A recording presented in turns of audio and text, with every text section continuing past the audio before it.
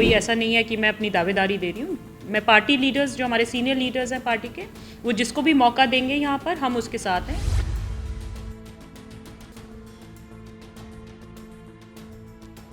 कि टिकट की दावेदारी करना अच्छी बात है, लेकिन टिकट किसी की भी जेब में कभी नहीं होती है।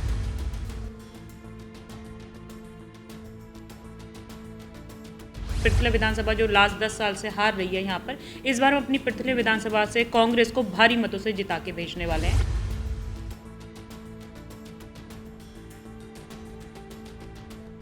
सबसे पहले मैं शिक्षा के ऊपर यहाँ पे भरपूर जोर देने वाली हूँ। मेरे जितने भी गवर्नमेंट स्कूल्स में मेरा आज तक विजिट रहा है, क्लासरूम्स खाली हैं, शिक्षक की भारी कमी है स्कूल्स एंड कॉलेजेस में।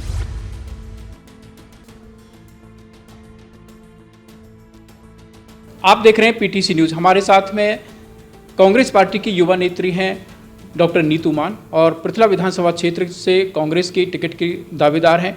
हम जानते हैं उनसे किस तरह की उनकी दावेदारी है और अगर इनको टिकट मिलती है तो उनकी क्या स्थिति रहने वाली है। जी डॉक्टर।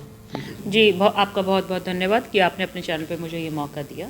और मैं कांग्रेस की कार्यकर्ता हूँ और मैं कोई ऐसा नहीं है कि मैं अपनी दावेदारी दे रही हूँ। मैं पार्टी लीडर्स, जो हमारे सीनियर लीडर्स हैं पार्टी के, वो जिसको भी मौका देंगे यहाँ पर, हम उसके साथ हैं और तन मन धन से हम साथ हैं। और ये हमारा है कि हम इस बार पृथ्वी विधानसभा जो लास्ट 10 साल से हार रही है यहाँ पर, इस बार हम अपनी पृथ्वी विधानसभा से कांग्रेस को भारी मतों से जिता के भेजने वाले हैं। हम इस तरह का ज़मीनी स्तर पर काम कर रहे हैं। जन जन डोर टू डोर हम लोग कंपेनिंग कर रहे हैं, हर गाँव घर तक हम पहुँच रहे हैं। और हमारा जो हिसाब मांगो जो हमारा प्रोग्राम चल रहा है, वो उसकी जो एक डोर टू डोर कंपेनिंग है वो हमने कर रहे हैं। तो हमारा मानना है कि इस बार कांग्रेस सरकार आ रही है और हम पृथला विधानसभा में कांग्रेस की आवाज़ गूंजेगी और हम चंडीगढ़ तक इसको लेके जाएंगे।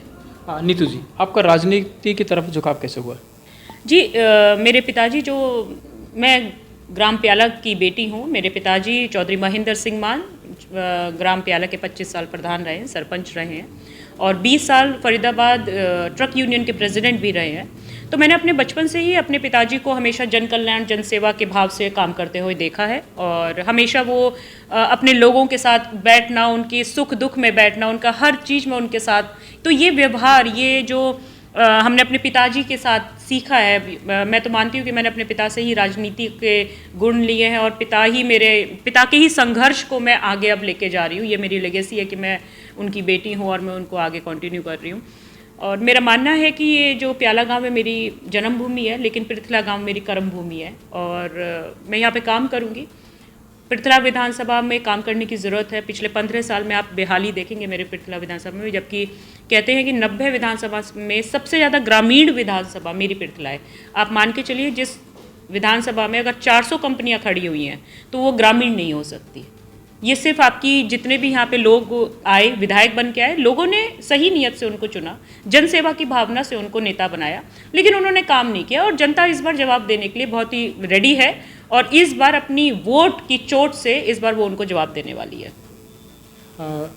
आपकी प्राथमिकताएं क्या होंगी अगर आप जीतती हैं और क्या कुछ मन में रहेगा? आपको सबसे पहला जो कदम क्या रहेगा जो पृथला विधानसभा क्षेत्र को आप देना चाहेंगे? देखिए, पृथ्वी विधानसभा में सबसे पहला कदम मेरा, क्योंकि मैं शिक्षित महिला हूँ और मुझे ऐसा मेरा मानना है कि ये मेरे पिता ने मुझे सिखाया है कि अगर आप शिक्षित हैं तो आप अपनी नियति का निर्माण खुद कर लेते हैं, उसके लिए आपको बहुत सहारे नहीं चाहिए होते। तो मैं एक शिक्षित महिला हूँ। सबसे पहले मैं शिक्षा के ऊपर यहाँ पे भरपूर जोर देने वाली हूँ। मेरे जितने भी गवर्नमेंट स्कूल्स में मेरा आज तक विजिट रहा है, क्लासरूम्स खाली हैं, शिक्षक की भारी कमी है स्कूल्स एंड कॉलेजेस में। इनफैक्ट हमारे यहाँ पर आप जितने भी स्कूल्स देखेंगे उनकी जर्जर हालत है गवर्नमेंट स्कूल्स में, कोई चेक नहीं है उनके ऊपर। तो सबसे ज़्यादा शिक्षा पे जोर दिया जाएगा मेरे यहाँ पर। हम अपनी सरकार से भी बोलेंगे, हमारी हरियाणा में हमारी कांग्रेस की सरकार आ रही है कि ज़्यादा से ज़्यादा भर्तियाँ रोक दी गई शिक्षक की, तो वो अभाव दिखता है यहाँ पर बच्चों में। दूसरा मेरा रोजगार पे रहेगा कि जितने भी नौजवान साथी हमारे बेरोज़गार घूम रहे हैं और उनके पास अच्छी क्वालिफ़िकेशन है और लेकिन उनके पास रोज़गार नहीं है, घर बैठे हैं, तो जितनी भी हमारी कंपनीज़ हमारे पृथला विधानसभा में, 400 से ज़्यादा कंपनीज़ मेरी पृथला विधानसभा में, तो सब में हमारे पृथला के जो नौजवान साथी हैं हमारे, उनकी रोज़गारी की, उनकी भर्ती का नियम लागू होना चाहिए और महिलाओं के लिए डेफिनेटली रिजर्वेशन होना चाहिए हर एक कंपनी में। उस पर डेफिनेटली हम लोग काम करेंगे। बेरोज़गारी, शिक्षा मेजर मुद्दा रहेगा मेरा पृथला विधानसभा में और ये वादा है कि हम कोई ये बोलता है कि पृथला विधानसभा में काम नहीं हो सकता, यहाँ पे ये कमी है। पृथला विधानसभा में जीतने के बाद साल 2 साल में आप पृथला विधानसभा की स्थिति देख लेना, ये 90 विधानसभा की सबसे विकसित विधानसभा में हमारा विधानसभा का नाम लिया जाएगा। ये मेरा वादा है अपनी पृथला विधानसभा से आज। अच्छा नीतू जी, हम किसी भी कैंडिडेट से यानी कि जो चुनाव की तैयारी कर रहा है किसी से भी बात करते हैं तो सभी कहते हैं कि टिकट मेरी जेब में है, चाहे किसी भी पार्टी के नेता से बात कर लें। आपका क्या कहना है? देखिए, जो नेता आपको ये बोलते हैं कि टिकट मेरी जेब में है, ये अपमान है। बहुत ही सम्मानित एक स्टेटमेंट आपको देना चाहूँगी कि टिकट की दावेदारी करना अच्छी बात है, लेकिन टिकट किसी की भी जेब में कभी नहीं होती है। ये हमारे सीनियर लीडर्स ही हमेशा डिसाइड करते हैं और आपकी स्ट्रेंथ और वीकनेस दोनों का कैलकुलेशन रहता है, उसके बाद आपको ये टिकट दी जाती है। टिकट किसी की जेब में नहीं है, टिकट बहुत ही एक सम्मानित आप एक विधायक बनने जा रहे हैं, तो मुझे लगता है कि जो लोग ये भाषा यूज़ करते हैं कि मेरी जेब में है, 100 में से 100 ला रहा हूँ, ऐसा उनको नहीं स्टेटमेंट देना चाहिए।